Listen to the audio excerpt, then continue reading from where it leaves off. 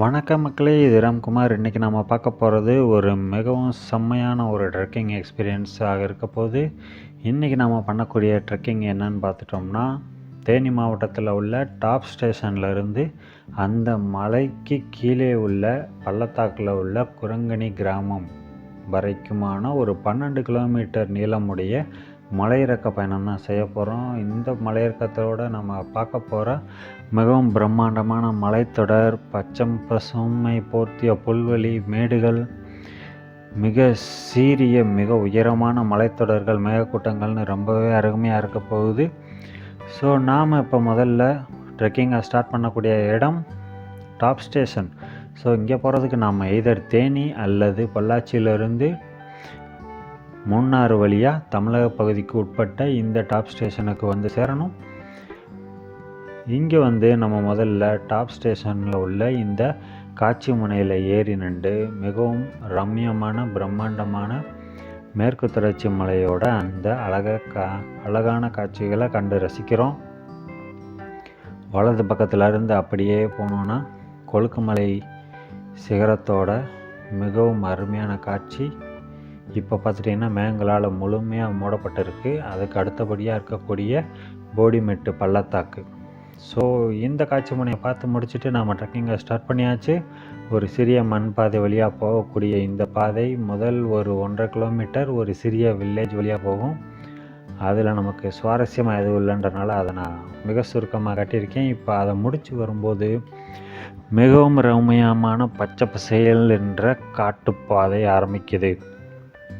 இங்கே பார்த்துட்டிங்கன்னா தெரியும், நம்ம அந்த மலை இடுக்கிலேருந்து உள்ளே வந்தோன்னா முழுமையாகவுமே யானை புற்கள்னு சொல்லக்கூடிய மிகப்பெரிய புற்கள் வளர்ந்துள்ள புல் மேடுகளாகவே தான் இருக்கும். பெரும்பாலும் முன்னாடி தெரிகிற காட்சியை பார்த்திங்கன்னா தெரியும். இது காணொலியில் பார்க்குறத விட நேரில் போகும்போது பிரமிச்சு போகிற மாதிரியான ஒரு இயற்கை அழகுன்னு தான் சொல்லணும். முதல்ல நம்ம கண்களில் விருந்தளிக்கக்கூடியது இந்த ஊசியான பாறை. இது இடது பக்கத்தில் இருக்கக்கூடியது. அதை ஒட்டின மாதிரி உள்ள பள்ளத்தாக்கில் பார்த்திங்கன்னா மிகவும் அடர்த்தியான மரம் செடிகள் சூழப்பட்டு இருக்கும். இந்த மாதிரி காடுகள் பெரும்பாலும் மிகவும் ஆபத்தான வகையான காடுகள்னு சொல்லலாம். ஏன்னா எதுவும் ஒரு பிரச்சனைனா நம்ம தப்பிச்சு போகிறது அவ்வளோ சுலபம் கிடையாது. 2 பக்கமுமே பார்த்திங்கன்னா தெரியும், மிகவும் சீரிய பள்ளத்தாக்கு, இல்லைன்னா மிகவும் உயரமான மலை மேடுகள்ன்றனால எந்த பக்கம் ஓடுறது கஷ்டம். சமீபத்தில் நடந்த குரங்கணி தீ விபத்து கேள்விப்பட்டிருப்பீங்க. இதுக்கு ஆப்போசிட் மலையில் உள்ள அந்த கொழுக்கு மலையிலிருந்து கீழ் நோக்கி இறங்கும்போது நடந்த அந்த கோர விபத்தை நினைவு இருக்கலாம். அதனால் இந்த மாதிரியான மலையேற்றங்களோ மலையிறக்கம் செய்யும்போது மிகவுமே கவனமாக இருக்கிறது நல்லது. கோடை காலங்களில் மலையேற்றங்களை தவிர்ப்பதும் நல்லது.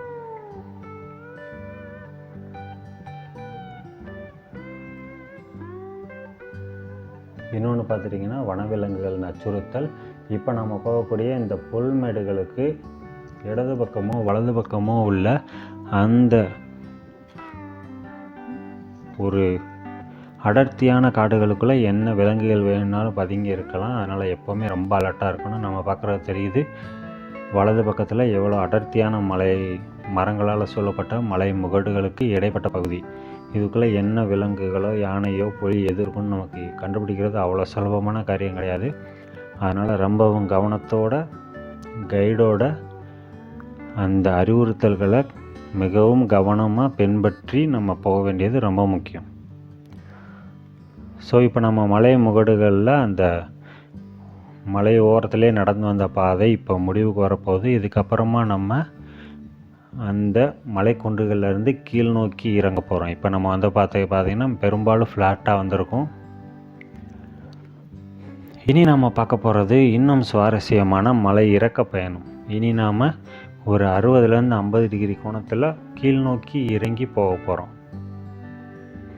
இது கொஞ்சம் கடினமான பகுதின்னு சொல்லலாம். ஏன்னா பெரும்பாலும் மலை ஏற்றத்தை விட மலை இறக்கத்தில் தான் நமக்கு இந்த சதைப்பிடிப்பு மற்றும் சதைநார் கிழிவு இது மாதிரி நிகழ்வுகள்லாம் நடக்கும்.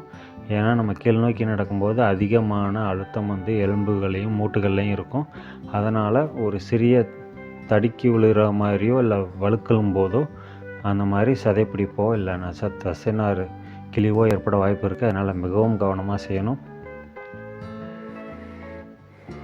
ஏன்னா முழுக்க அந்த மலையேற்றத்தில் நமக்கு 3 பக்கமுமே சுற்றி பார்த்துட்டோம்னா மிக பிரம்மாண்டமான மலைத்தொடர்கள் இருக்கனால நமக்கு சுற்றி ரசிச்சுக்கிட்டே தான் போவோம். அதனால் மிகவும் கவனமாக செய்ய வேண்டிய பகுதி.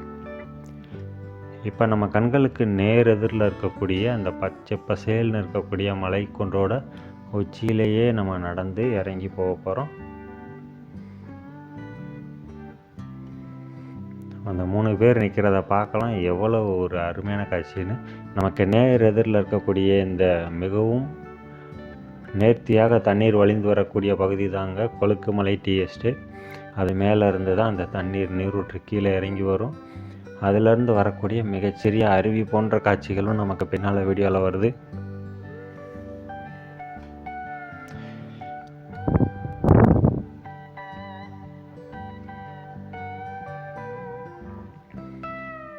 இப்போ நாம் காணக்கூடிய பகுதி தான் போடிமெட்டிலிருந்து குரங்கணி வில்லேஜுக்கு வரக்கூடிய பள்ளத்தாக்கு பகுதி. அங்கே தான் நம்ம ட்ரெக்கிங் வந்து முடிய போகுது. இது முழுக்க ஒரு 12 கிலோமீட்டர் நீளமுடைய அந்த ட்ரெக்கிங். இப்போ நம்ம மலை உச்சியிலிருந்து கேமராவோட உதவியோடு அந்த பள்ளத்தாக்குக்கு வலது பக்கத்தில் இருக்கக்கூடிய அந்த நீர்வீழ்ச்சியை பார்க்குறோம். இது எங்கேருந்து வருதுன்னா கொழுக்குமலை டீ எஸ்டேட்லேருந்து வீழ்ந்து வரக்கூடிய அந்த மலை தண்ணீர் ஆறு, அந்த அருவி வந்து ஒரு சிறிய ஆறு மாதிரி ஒரு உருவாக்கம் பண்ணி கீழே வந்து குரங்கணியில் வந்து சேருதுங்க.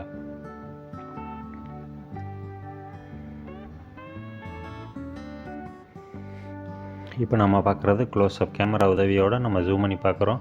ஒரு சிறிய பாலம் மற்றும் அதிலிருந்து தண்ணீர் பாறைகளின் வழியாக வழிந்தோடி வர்றதை பார்க்க முடியும். ரொம்பவுமே ஒரு அருமையான காட்சி. இப்போ நம்ம பார்க்குறதாங்க குரங்கணி கிராமம். அங்கே வரைக்கும் தான் நம்ம ட்ரெக்கிங் இன்றைக்கி போக போகிறோம். ஸோ மறுபடியும் மலைகளை ஒட்டின மாதிரி இடது பக்கமாகவே நம்ம நடந்து போகக்கூடிய அடுத்த பகுதி.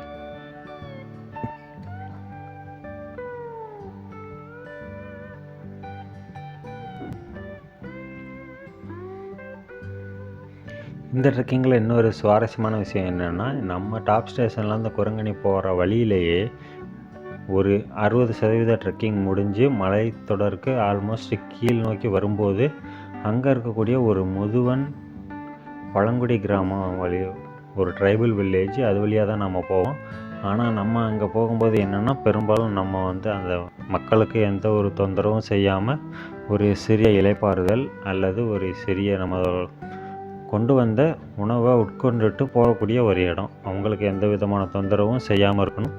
ஏன்னா அந்த மக்கள் வந்து பெரும்பாலும் வெளி உலகத்தோட தொடர்பில் குறைச்சிக்கிட்டு வாழக்கூடிய ஒரு தனிமையை விரும்பக்கூடிய மக்கள்னு சொல்லலாம்.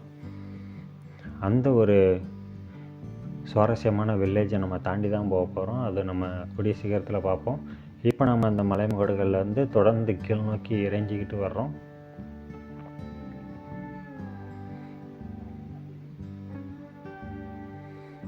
இறங்கும்போதே நமக்கு வலது பக்கத்தில் பார்க்கலாம் எவ்வளவு ஒரு ஆழமான பகுதின்னு.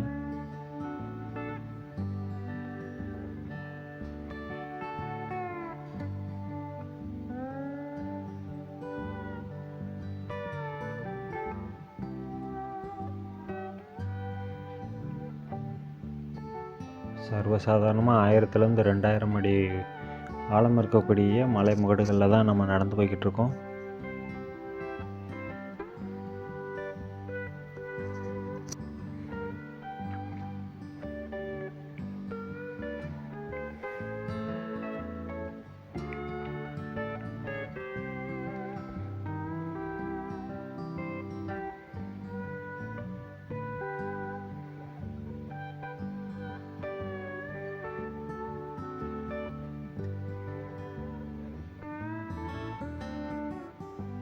இப்போ நாம் கிட்டத்தட்ட பாதி மலையை இறங்கிட்டோங்க. பாதி மலைக்கு மேலேயே இறங்கி கீழே வந்துட்டோம்.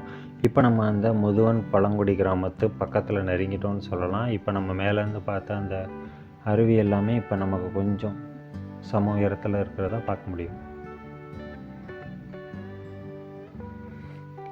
இது ஒரு இரண்டாவது அருமையான காட்சி முனை. ஒரு பாறையை ஒட்டி உள்ள சிறு மரம், அதுக்கு நேர் எதிரில் தெரியக்கூடிய சிறிய அருவி.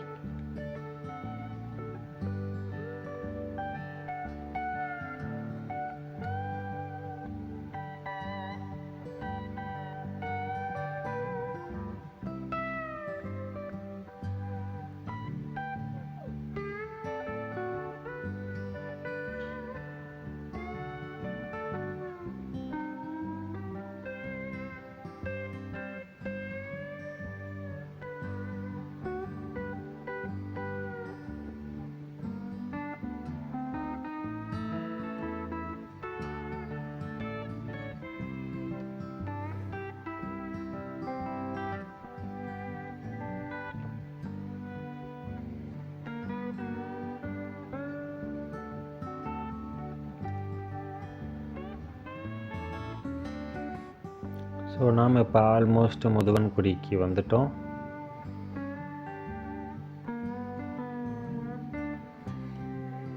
ஸோ இப்போ நம்ம பார்க்குறது தான் முதுவன் பழங்குடி மக்கள் வாழக்கூடிய ஒரு மிகச்சிறிய ஒரு ட்ரைபல் காலனின்னு சொல்லலாம். ஒரு மிக மிக சொற்பமாக ஒரு 30லேருந்து 35 வீடுகள் மட்டுமே அதிகபட்சமாக இருக்கும்.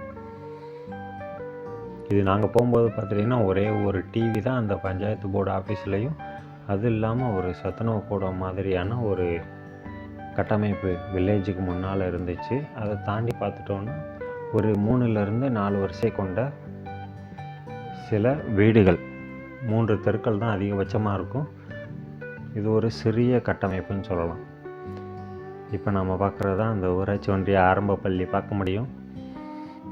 இந்த மாதிரி காட்டுக்குள்ளே இருக்க ட்ரைபல் வில்லேஜ்லேயும் ஆரம்ப பள்ளி இருக்கிறத பார்க்கும்போது ரொம்பவுமே ஒரு மகிழ்ச்சியான விஷயம்தான் சொல்லணும். அதை தாண்டி நம்ம கீழே வரும்போது ஒரு சத்துணவு கூடம், அது பக்கத்துலேயே ஒரு சிறிய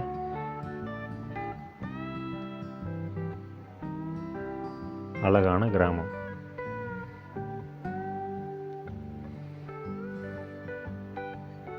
அது ஒரு சமுதாய கூடம். பெரும்பாலும் பின்னால் இருக்கக்கூடிய வீடுகள் எல்லாமே அந்த மலை சரிவுகள் இருக்கனால நமக்கு அந்த வில்லேஜ் அவ்வளோ ஈஸியாக தெரியாது. கொஞ்சம் உள்ளே தள்ளி போய் பார்த்தா தான் தெரியும். அந்த மக்கள் பெரும்பாலும் வந்து நம்மள்கிட்ட வந்து பேசியோ இல்லை பழகவோ செய்ய மாட்டாங்க. அவங்க தனிமையை விரும்பக்கூடியவங்கன்றதுனால நம்ம கொண்டு போன சாப்பாடை அங்கே வச்சு சாப்பிட்டு அவங்கள தொந்தரவு பண்ணாமல் நம்ம தொடர்ந்து நம்மளுடைய மலையிறக்கத்தை கண்டினியூ பண்ணுறோம். இனி பெரும்பாலும் மலையிறக்கம் முடிஞ்சிருச்சுன்னு சொல்லலாம். இனி கொஞ்சம் சமதளமாக பகுதியில் நேராக நம்ம குரங்கணியை நோக்கி நடக்க வேண்டியது தான். இந்த முதுவன்குடிக்கு இருக்கக்கூடிய ஒரே பாதைன்னா இந்த மண் பாதை மட்டும்தான். இதில் அவங்க பெரும்பாலும் கழுதை மூலமாக தான் பொருட்களை வந்து இங்கே கொண்டு வந்து வாங்கவோ இல்லை கீழேருந்து கொண்டு வரவோ செய்கிறாங்க. பேருந்து வசதி இந்த பக்கம் இருக்கக்கூடிய கடைசி கிராமம்னா நம்மளுடைய ட்ரெக்கிங் முடியக்கூடிய அந்த குரங்கணி கிராமம். இது போன்ற மண் பாதையை தான் இந்த மக்கள் வந்து இன்னுமே யூஸ் பண்ணிக்கிட்டு இருக்காங்க. அதுக்கு இடதுபுறம் பார்த்துட்டோன்னா இப்போ நமக்கு தெரியக்கூடிய பிரம்மாண்டமான அந்த கொழுக்குமலை. இப்போ நம்ம பார்வையில் இருந்தே அந்த கொழுக்குமலை சிகரங்கள் மறைஞ்சிரும். ஏன்னா ஃபுல்லாக மேகக்கூட்டங்களால் பெரும்பாலும் மூடியதாக இருக்கும்.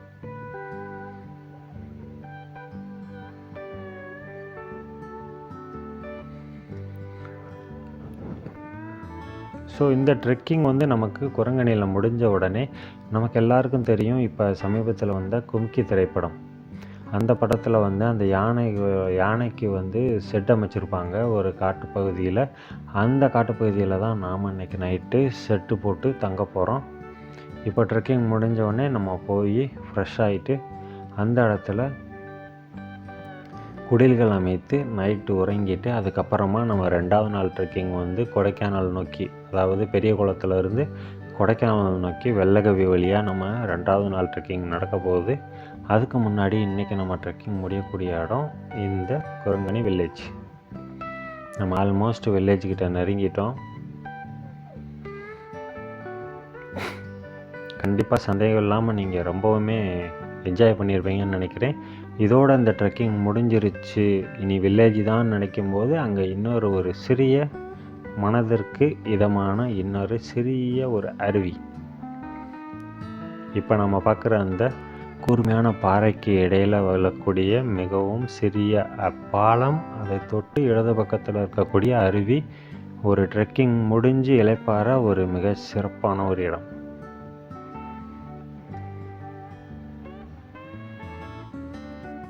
ரொம்பவுமே அருமையான ஒரு சிறிய அருவி மட்டும் இல்லாமல் இந்த இடத்துல கடக்கும்போது நமக்கு அவ்வளோ குளிர்ச்சியான ஒரு சூழ்நிலையை நம்மளால் உணர முடியும்.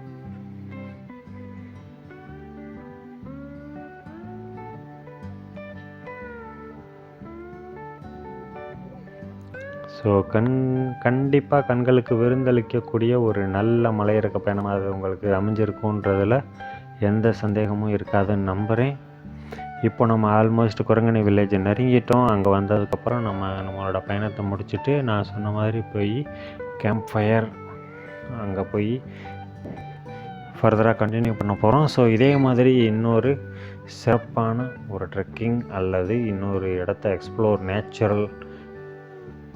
நேச்சுரலி பியூட்டிஃபுல் பிளேஸை எக்ஸ்ப்ளோர் பண்ணுற வரைக்கும் உங்களிடமிருந்து விடைபெறுவது ராம்குமார். நன்றி, வணக்கம் மக்களே.